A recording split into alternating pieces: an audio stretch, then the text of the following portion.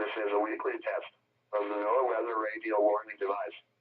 During potentially dangerous weather situations, specially built receivers are automatically activated to warn of the impending hazard. Tests of these receivers normally are conducted by the National Weather Service every Wednesday around noon when there is a threat of or existing severe weather in the area on Wednesday. The test is postponed until the next good weather day.